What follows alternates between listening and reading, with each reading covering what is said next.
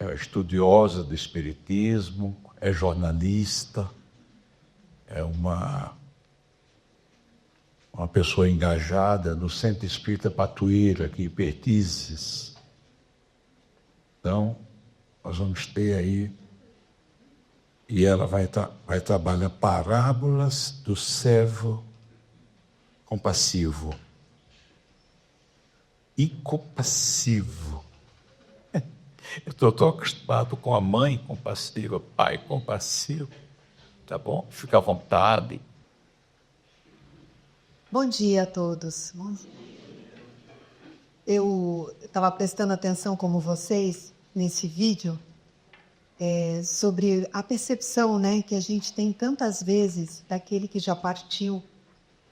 Às vezes no início, por conta da saudade ainda muito forte, às vezes por conta até de um sentimento de revolta, de incompreensão, porque que se deu a partida, a gente às vezes acaba não tendo tanta sensibilidade para perceber quando ele está perto, quando aquele ente querido está perto.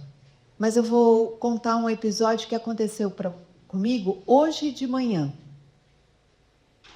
Eu sempre tive muita ligação com a minha avó, uma das minhas avós, muito, desde criança. Às vezes a gente percebe aquele parente com quem a gente tem uma relação tão difícil, um convívio tão difícil, e com outros a gente percebe, parece que viemos juntos um para ajudar ao outro. Achamos não, é assim mesmo. E eu era assim com a minha avó materna. Em muitos episódios tivemos ao longo da vida. E agora de manhã eu estava lá no Grupo Espírita Batuíra, era meu dia de dar passe. Eu estava na sala de passe quando eu escutei uma pessoa do lado de fora, quando nós abrimos a porta para que as pessoas entrassem para receber o passe, e eu escutei uma moça dizer assim: "Ah, eu sei o que é ser avó, eu tive uma." E aí, quando ela estava entrando, eu pensei assim: "Ah, eu também sei o que é ser avó, eu tive uma ótima." Pensei comigo.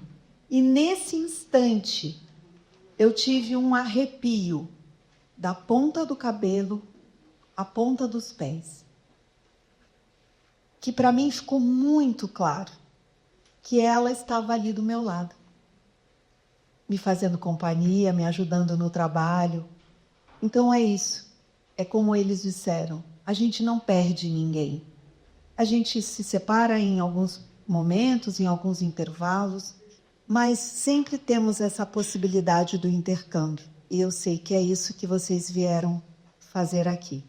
Então, esse momento agora da palestra é para a gente um pouco refletir, se entreter nesse período de tempo que vocês estão aqui esperando, refletir sobre coisas boas, e isso também facilita esse intercâmbio. Tá? O tema que eu trouxe para conversar sobre com vocês é, então, uma parábola de Jesus.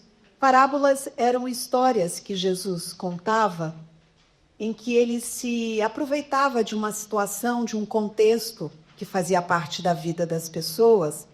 E parecem histórias muito simples, mas que, na verdade, têm um profundo conhecimento, ensinamento, uma lição muito importante para nós refletirmos. Essas parábolas trazem muito ensinamento moral. E essa do servo incompassivo, eu tenho certeza que vocês já ouviram em algum momento essa palestra. Tenham vocês frequentado um centro espírita, a igreja católica, a igreja evangélica, um centro de umbanda, enfim. Essa é uma história muito conhecida. Só que vou começar um pouco antes. Eu queria relembrar com vocês que no tempo de Jesus, ele atraía multidões, né? Nós sempre ouvimos dizer isso, que multidões seguiam Jesus. Mas até Jesus dividia opiniões. E também tinha quem quisesse pegar ele no pulo. Quem quisesse provocar Jesus para que ele falasse algo que não deveria, para que ele blasfemasse. E assim era com os fariseus. Os fariseus eram uma seita entre os judeus que eram muito conhecidos pelo estudo da Torá, das leis, mas eles tinham muita dificuldade em colocar os ensinamentos na prática. Então, eles sabiam muito da boca para fora, mas pouco faziam do coração para dentro. E assim eles viviam tentando Jesus. E um dia perguntaram para Jesus, para colocá-lo à prova: Mestre, qual é o maior mandamento da lei? Jesus, que conhecia a lei perfeitamente e cumpria a lei, respondeu e ainda acrescentou um novo ensinamento a nós todos. Ele disse: amarás ao teu Deus de todo o teu coração e de toda a tua alma e de todo o teu entendimento. Este é o maior e o primeiro mandamento. E o segundo, semelhante a este, é: amarás ao teu próximo como a ti mesmo. Estes 2 mandamentos contêm toda a lei e os profetas. Isso está citado no Evangelho de Mateus. Aí ele disse: amarás ao teu próximo como a ti mesmo. Mas como é que será que a gente coloca isso em prática? O que significa, na prática, amar o nosso próximo como a nós mesmos? Aí a gente encontra no Evangelho de Lucas uma explicação, uma exemplificação de como a gente ama o próximo como a nós mesmos. E foi Jesus quem disse isso. Ele falou: mas a vós que isto ouvis, digo: amai os vossos inimigos, fazei o bem a quem vos odeiam, bendizei os que vos maldizem, orai pelos que vos caluniam. Ao que te ferir numa face, oferece-lhe também a outra. E ao que te houver tirado a capa, nem a túnica recuses. Dá a qualquer que te pedir, e ao que te tomar o que é teu, não lhe o tornes a pedir. E aí vem uma síntese. E como vós quereis que os homens vos façam, da mesma maneira lhes fazei vós também. Então, amar ao próximo como a nós mesmos é fazer ao outro aquilo que nós queremos que nos façam. E essa frase, essa é a base da lição da parábola do servo incompassivo. Incompassivo pode ser substituído por cruel, por malvado. Então eu vou relembrar um pouco para vocês o que diz essa parábola. Na parábola, Jesus compara o reino de Deus a um rei. A um rei que tinha muitos servos. E a gente pode entender, simbolicamente, esse rei como Deus. E esse rei, entre os vários servos que ele tinha, um deles tinha uma dívida para com ele, para com o rei. Era uma dívida de 10.000 talentos. 10.000 talentos, gente, era muita coisa, muita coisa. Para vocês terem uma ideia, um talento era o equivalente a 6.000 dias de trabalho. Então, 10.000 talentos era algo impagável realmente, né? Se a gente fosse trazer para o dinheiro de hoje, seriam bilhões e bilhões de dólares, trilhões de reais. E aí, quando o servo se apresentou ao rei, ele disse para o rei: olha, eu sei que eu tenho essa dívida, mas eu não tenho como pagar. Eu não consigo pagar. O rei, então, seguindo a lei, disse: então, junte você, sua mulher, seus filhos, juntem tudo que vocês têm, porque será tudo vendido para que se pague a dívida que você tem comigo. Vejam que era tanto valor que eles iam pagar com a vida. Não com a vida no sentido de serem mortos, mas eles iam pagar com a liberdade, no sentido de que eles seriam vendidos como escravos para trabalhar para algum outro senhor. Mas aí então o servo foi humilde, se prostrou diante do rei e apelou para a misericórdia dele, para que ele tivesse compaixão. E o rei teve compaixão dele e disse: ok, eu vou soltar você e vou quitar a sua dívida. Normalmente, quando a gente obtém uma graça, assim, algo que a gente precisa tanto, a gente se torna tão agradecido, não é? Quando a gente obtém uma graça, que uma cura de uma doença, um benefício, um emprego para um filho que há muito tempo está tentando e não consegue, a gente se enche de uma alegria tão grande que a gente normalmente se propõe a mudar também a nossa vida, a ser mais generoso, a ajudar mais as pessoas, a ter mais entendimento em relação àquele amigo, aquele companheiro de trabalho que é tão difícil, que implica com a gente, aquele chefe. Só que às vezes, depois de um tempo, parece que a gente esquece isso tudo e a gente volta a ter um comportamento errado. E com o servo da parábola, isso não demorou nada, porque logo que ele saiu ali da reunião que ele teve com o rei, ele saiu e encontrou um conservo, ou seja, alguém que também prestava serviço para ele. E esse conservo também tinha uma dívida para com ele, para com o servo. E aí o que ele fez? Falou, você tem que pagar o que você me deve. Era uma dívida, diz o Novo Testamento, de 100 dinheiros. Era muito menos do que aqueles 10.000 talentos que ele devia. E o que esse servo fez? Ele cobrou. Cobrou veementemente. O conservo ainda disse, olha, eu não tenho como pagar, mas eu vou tentar, eu vou trabalhar, eu vou pagar. E ele não teve misericórdia. Ele disse, você vai para a prisão até que você possa pagar a sua dívida. O fato é que os outros conservos viram, e o que eles fizeram? Contaram para o rei. Contaram para o rei o que aquele servo tinha feito. E aí, o rei, que, como eu disse, simbolicamente é Deus, chama aquele servo e diz assim, servo malvado, perdoei-te toda aquela dívida, porque me suplicaste. Não devias tu igualmente ter compaixão do teu companheiro, como eu tive misericórdia de ti?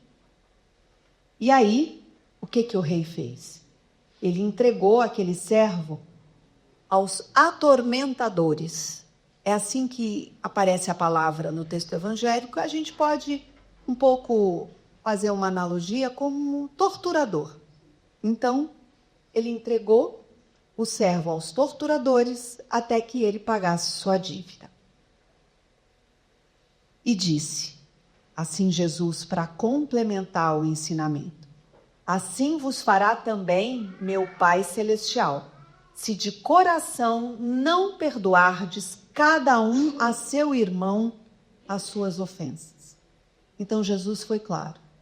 Nós precisamos aprender a perdoar aqueles que nos fazem mal. Porque tem horas, somos nós que fazemos mal ao nosso irmão. Nós estamos sempre trocando de lugar. Então, assim como nós queremos ser perdoados por Ele e por Deus, nós também precisamos aprender a oferecer o perdão. Então, agora vamos cruzar. Vejam as 3 passagens que nós vimos. Quando Jesus foi perguntado qual era o primeiro mandamento, ele disse, o primeiro é amarás a Deus sobre todas as coisas e amarás o teu próximo ao teu próximo como a ti mesmo. Depois ele exemplifica, numa outra passagem, que nós devemos fazer ao outro aquilo que nós queremos que nos façam.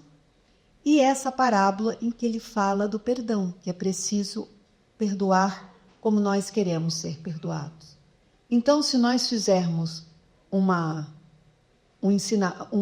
reflexão assim, automática de ensinamento em ensinamento, eu acho que nós podemos concluir que perdoar é amar. Concordam? Eu também acho que é. E quando nós perdoamos, se nós entendemos que perdoar é amar, quando nós perdoamos, nós estamos amando primeiramente a Deus. Porque nós amamos Deus quando nós amamos o próximo. Deus se alegra quando nós conseguimos cumprir essa meta de amar o próximo. Olha, e nem precisava ser Deus, nós mesmos. Quando alguém ama um filho nosso, a gente automaticamente não se sente mais simpático, a gente se sente mais confortável, é mais agradável a convivência com aquele que ama um filho nosso, e o contrário também. Como nós temos uma resistência quando nós sabemos de alguém que fez mal a um filho nosso. E assim é também com Deus. Deus se alegra quando Ele percebe que nós amamos o próximo, porque essa é a forma de amá-lo. Então, nessa parábola, nós aprendemos que a misericórdia de Deus é inesgotável. Nós somos sempre acolhidos, nós somos compreendidos nas nossas dores, nos nossos erros por Deus. Só que isso não nos isenta de vivenciarmos as consequências dos erros que nós cometemos. Porque no Espiritismo nós aprendemos isso, é uma das primeiras lições que nós aprendemos. Lei de causa e efeito. Então, nós podemos nos arrepender, nós podemos aprender que nós fizemos errado, nós podemos nos dispor a não repetirmos, mas nós, com os nossos atos, provocamos consequências. Então, nós vamos ter que reparar esse erro. E é na convivência, é no aprendizado com o outro. Então, muitas vezes, os nossos erros, e com as consequências que dele advêm, eles podem ser, às vezes, atenuados, postergados, atrasados, mas a gente tem a consequência. Reconhecer o que nós fizemos de errado, nos arrependermos, portanto, é um primeiro passo. E é muito importante para a gente refletir. Mas é isso que nos fortalece para depois enfrentar a colheita. Agora, a gente está falando de quem erra. Agora, quem sofreu o erro? Né? Vamos ver, como se nós não tivéssemos errado, nós tivéssemos sofrido a consequência de quem errou conosco. Nós estivéssemos, do outro lado. Com base no que a parábola nos ensinou, que direito nós temos de não perdoar aquele que erra? Se Deus nos perdoa todos os dias, e olha que a nossa dívida com Deus é incalculável, né? A começar porque Deus nos deu o maior bem que alguém pode receber, que é o bem da vida. Então a nossa dívida é imensa com Ele, e Ele nos perdoa. Então isso deve nos servir de lembrança, de que não há nada que alguém faça que não possa ser perdoado. É claro que perdão não é fácil. Mas por isso mesmo, perdão é uma das formas mais grandiosas, mais impactantes, importantes, mais belas formas de caridade. Quando a gente perdoa quem nos fez mal, nós estamos dando uma demonstração grandiosa de caridade. No Livro dos Espíritos, Kardec Tem que chamar a senha de 20 a 30. A senha de 20 a 30. Imagina. Diz assim. Quem tem número de 20 a 30, pode seguir agora o encaminhamento.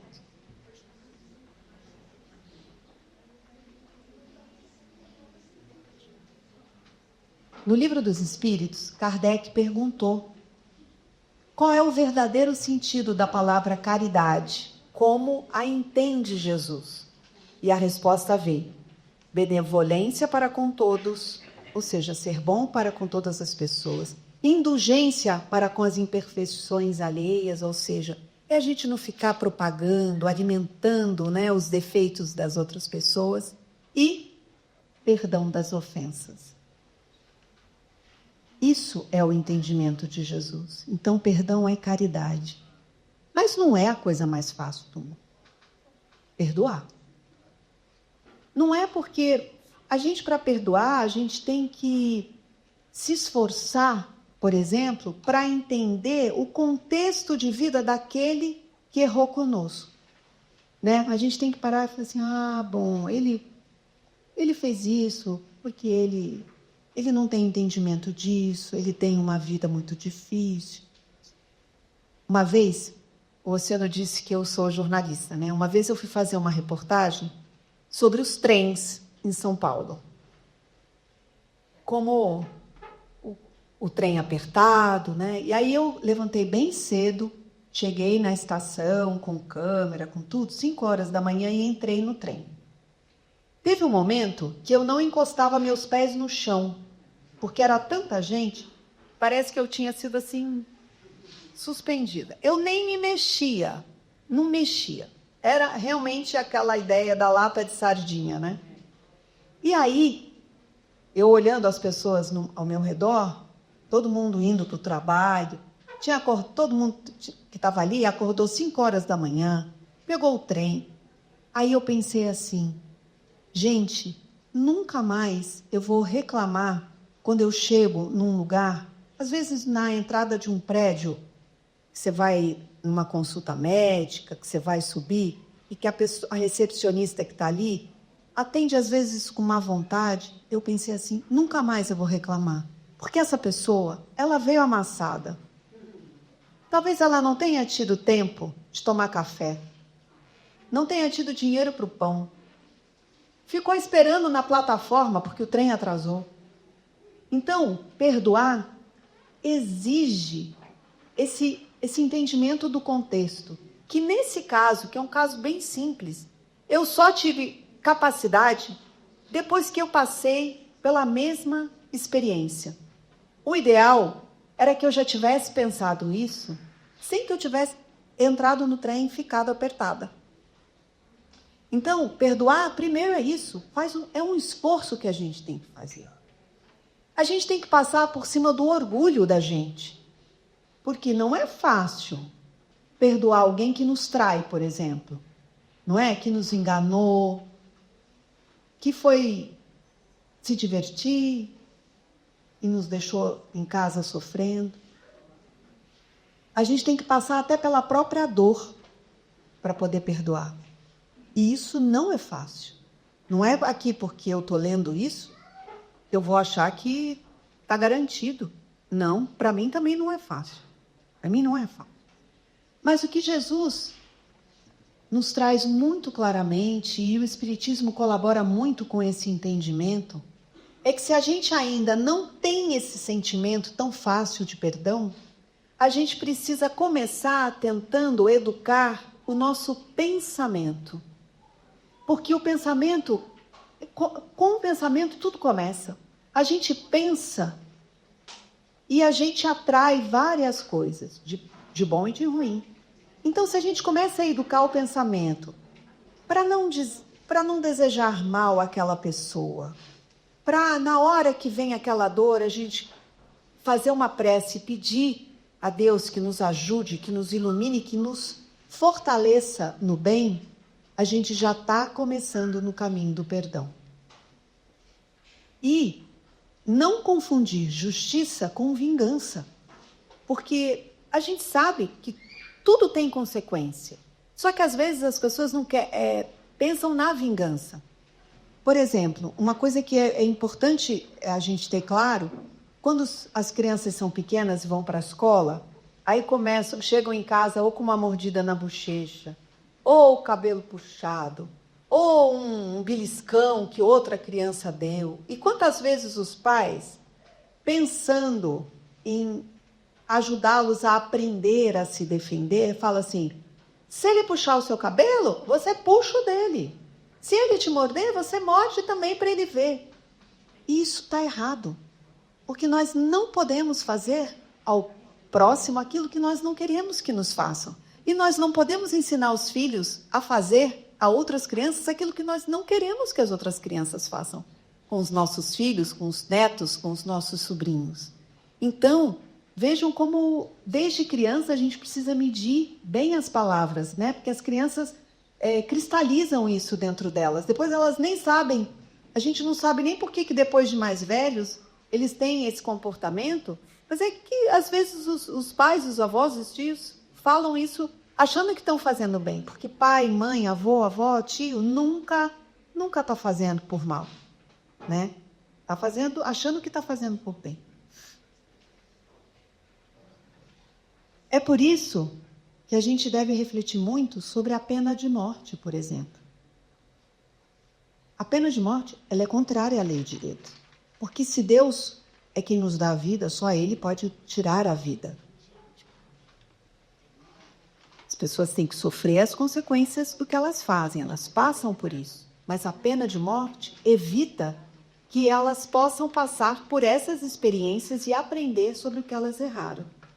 Aí a gente pode pensar assim, mas aí manda para a cadeia, logo sai, a cadeia não ensina nada. Não é isso? Não é isso que muitas vezes a gente pensa? Que as cadeias são depósitos e que eles não aprendem, os criminosos não aprendem nada de bom, ao contrário. Mas aí o problema é a cadeia, é da cadeia. A cadeia que tem que ser boa. Mas a gente não pode tirar a vida de alguém. Se a gente acha que alguém não pode tirar a vida do outro, por que faria sentido uma lei tirar a vida da pessoa? Vocês lembram até que lá atrás, quando eu disse que o servo mandou o conservo para a cadeia até que ele tivesse condições de pagar a dívida. Agora, me digam como é que alguém que vai para a cadeia e não trabalha ia pagar a dívida, no caso da parábola. Mas a gente pode trazer o ensinamento para a gente no sentido de que muitas vezes a gente tem uma briga, um descompasso com alguém e a gente ou deixa de falar, vira as costas, não quer mais conviver. A gente perde a oportunidade, a gente perde a chance de dar a oportunidade a essa pessoa de aprender um pouco mais conosco. Então, não devemos virar a cara, não devemos romper as ligações, porque eu lembro muito de rede social que tinha gente que dizia assim, eu não gosto de fulano, eu vou deixar de ser amigo do fulano, né? Vou tirar o fulano de meu seguidor. Você deixa de dar a oportunidade do fulano aprender alguma coisa de bom. Não é verdade? Então, a gente tem que tomar cuidado com esses rompimentos. Agora, tem momentos, tem situações em que é muito difícil conviver com determinadas pessoas, né? Com o marido que bate, com pessoa que consome drogas, por exemplo, e transforma a vida de todo mundo dentro daquela casa numa coisa insuportável. Eu sei, é muito difícil, mas sempre dá para a gente fazer alguma coisa.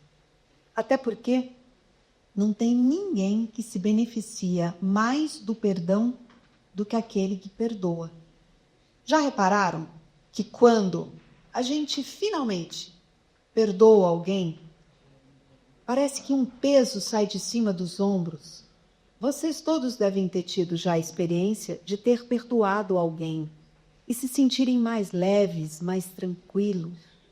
Porque a pessoa que não sabe perdoar, ela é uma pessoa pesada, carrancuda, está sempre de cara amarrada. A voz da pessoa é áspera, porque quando a pessoa não perdoa, ela está envolvida numa raiva, num ódio. Isso faz muito mal. Então, perdoar é uma libertação. E olha que faz bem para a saúde. Perdoar faz bem para a saúde. Eu achei um artigo de um médico, porque hoje em dia a medicina pesquisa muito essa relação do perdão com a saúde física. Então, tem um artigo do Dr. Álvaro Avezum, ele é do Instituto Dante Pazzanesi, que é uma referência no tratamento de problemas do coração, ele é da Sociedade de Cardiologia de São Paulo, ou seja, é uma pessoa muito entendida e que pesquisa. E ele escreveu um artigo que ele diz assim: raiva associa-se com maiores chances de ocorrência de diabetes, de insuficiência cardíaca. Por outro lado, propósito de vida aumenta a expectativa de vida, ou seja, o nosso tempo de vida. Compaixão previne a ocorrência de hipertensão arterial. Disposição ao perdão reduz isquemia miocárdica, ou seja, que a gente tenha uma área no coração por onde o sangue não está passando. E isso em portadores de doença já arterial coronária e possivelmente risco associado com infarto agudo do miocárdio. Ou seja, perdão é remédio. É isso, perdão é remédio. Raiva, ódio é doença. E lembram que Jesus, lá na parábola, diz que ao perceber que o servo não foi misericordioso, o rei, que tinha sido tão bom com ele, manda que ele fosse então levado aos atormentadores, aos torturadores. O que são os torturadores, os atormentadores do nosso tempo? O ressentimento, a mágoa, o desejo de vingança. Porque realmente, quando nós estamos envolvidos nesses sentimentos, parece que é uma coisa que fica azucrinando a cabeça da gente, atormentando a vida da gente o tempo inteiro. A gente não consegue pensar em outra coisa. A gente só pensa naquilo. A gente só se lembra daquele mal. Então, quando a gente se livra de todos esses sentimentos e perdoa, a gente consegue fluir melhor. Até dormir melhor a gente dorme, quando a gente se livra do peso da mágoa. A mágoa faz muito mal. E eu acho que esse é um ensinamento muito importante para nós nesse momento que estamos aqui, porque muitas vezes, quando algum dos nossos parentes ou amigo parte, a gente fica com a sensação de não ter amado tudo que a gente podia, ou a sensação da gente não ter perdoado. É como se a gente quisesse ganhar a oportunidade de pedir perdão. E eles também, muitas vezes, do lado de lá, têm a necessidade de pedir perdão por algo que fizeram errado, pelo tempo que se dedicaram a algo que não valia a pena e que nos causou dor. Então esse é um tema para todos nós refletirmos muito nesse momento em que temos a possibilidade desse intercâmbio com os nossos queridos que partiram. Agora, será que a gente perdoa até quem não pediu perdão para a gente? Perdoa. Perdoa. A gente faz a nossa parte. E o contrário também. Porque muitas vezes um dia nós nos damos conta de algo errado que nós fizemos, do mal que nós causamos a alguém. Pode até demorar, mas um dia a gente chega lá e perdoa. A gente pede perdão. E se a pessoa não perdoar? Também está no tempo dela. O ideal é que perdoar e pedir perdão sejam coisas que caminhem paralelamente. Mas se não for possível, cada um pode fazer a sua parte. Perdoar quem não nos pediu perdão e nós nos sentirmos aliviados pelo fato de pedir perdão, mesmo que aquela pessoa não nos perdoe. E é como eu disse para vocês no início, a gente vive trocando de lugar, uma hora a gente erra e uma hora a gente sofre o erro do outro. Então, a gente tem que ter essa compreensão maior. Perdão é tão fundamental que Jesus nunca perdeu uma oportunidade, quando caminhava aqui conosco, de nos ensinar sobre a importância do perdão. Vocês lembram que Pedro perguntou a Jesus quantas vezes ele deveria perdoar um irmão? Aí Pedro, na pergunta, fala assim, é até 7 vezes, Jesus? E Jesus responde para ele, 70 vezes 7. 70 vezes 7 dá 490. É para perdoar 490? Não, é para perdoar sempre. Essa continha aqui foi só simbólica, né? Mas é para perdoar sempre. Se a gente lembrar do Pai Nosso, que é a oração que Jesus nos ensinou, vejam que ele diz assim, Pai Nosso que estás nos céus, santificado seja o vosso nome. E aí ele começa os pedidos. Venha a nós o vosso reino, seja feita a vossa vontade, assim na terra como no céu. O pão nosso de cada dia nos dai hoje. E agora? Perdoai as nossas ofensas, assim como nós perdoamos a quem nos tem ofendido. Jesus foi claro. Tem contrapartida. A gente pede perdão a Deus e, na mesma medida, a gente tem que perdoar o nosso próximo. Então, não tem equívoco, não tem mal-entendido, né? Está bem claro. Tem uma passagem de Pedro. Pedro nos diz assim, o amor cobre a multidão de pecados. O que quer dizer essa frase? Que é uma frase tão linda, ele disse isso numa carta. Que é o amor que dissolve os pecados. Então essa é a receita. Por mais difícil que seja, por mais esforço que demande, por mais que às vezes a gente pense assim, fulano nem merece. Todos nós merecemos ser perdoados.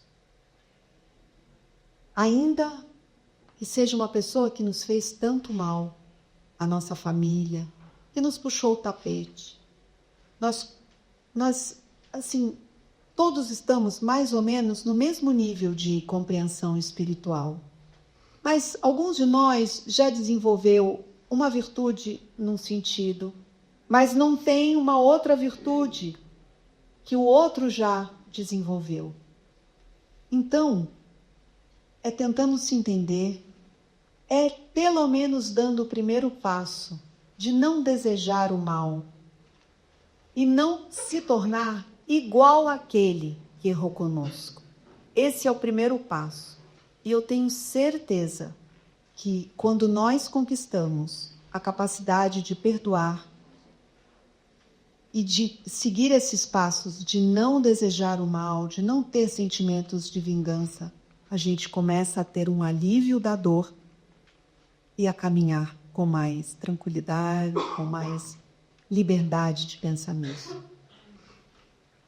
Esse era o que eu queria falar com vocês e eu espero que tenha sido tão útil para nós encarnados, para os desencarnados que estão aqui, como foi muito útil e importante para mim recordar quando eu estava estudando.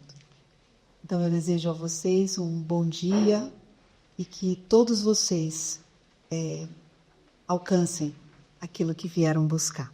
Se não for dessa vez, vai ser em outra. Muito obrigada a todos, um bom dia.